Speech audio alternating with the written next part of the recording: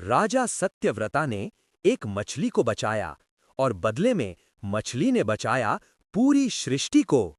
यह है मत्स्य अवतार की अद्भुत गाथा।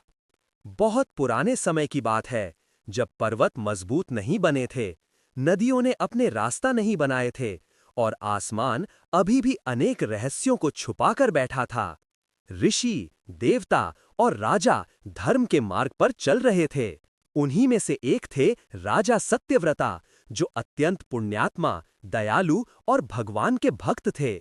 हर सुबह वो नदी के तट पर खड़े होकर सूर्य को जल अर्पण करते और मंत्र उच्चारण करते। उसी दिन कुछ असाधारण होने वाला था। एक दिन जब सत्यव्रता ने अपने दोनों हाथों से पानी उठाया, उन्हें उसमें एक बहुत छोटी मछली दिखाई दी, जो उनके हाथ में हिलती डुलती थी। उसके स्केल चांद की रोशनी जैसे चमक रहे थे। अचानक मछली बोली, हे राजन, मुझे बचाइए, बड़ी मछलियां मुझे निगल जाएंगी, मुझे शरण दीजिए। राजा हैरान तो हुए, पर उनका हृदय करुणा से भरा था। उन्होंने मछली को अपने कमंडलू में रख लिया। पर फिर एक अद्भुत घटना हुई। कुछ ही घंटों में मछली कमंडलू से बड़ी हो गई। सत्यव्रता ने उसे एक बड़े मटके में रखा। थोड़ी देर बाद वो मटका भी छोटा पड़ गया। मछली को तालाब में छोड़ा, फिर वो तालाब भी छोटा हो गया। आखिर में मछली गंगा नदी तक को भरने लगी। राजा समझ गए, ये कोई सामान्य मछली नहीं, अवश्य कोई दैवत्व यहाँ छुपा है। मछली एक तेजोमय रूप में बदलने लगी।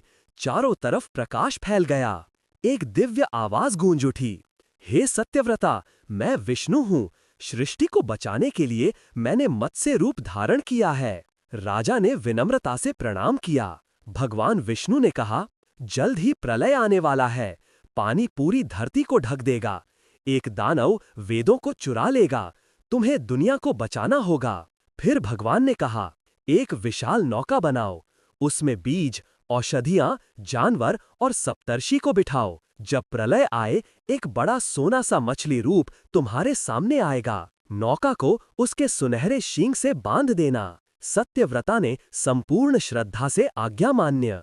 थोड़ी ही देर में आसमान काला हो गया, बिजलियां चमकने लगीं, सागर पहाड़ों को निगलने लगे। वही समय एक दिव्य विशाल सुनहरा मत्स्य रूप पानी के ऊपर प्रकट हुआ। राजा सत्यव्रता और सप्तर्षि नौका में बैठ गए। उन्होंने नौका को वासुकी नाग की रस्सी से मत्स्य के शींग से बांध दिया।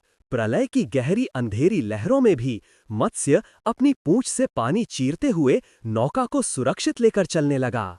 इस यात्रा के दौरान भगवान विष्णु ने उन्हें अनेक ब्रह्म ज्ञान, राज रहस्य और सृष्टि की कहानियां सुनाई। भगवान ने दानव हयाग्रीवा से वेदों को वापस लेकर उन्हें पुनः सृष्टि को समर्पित किया।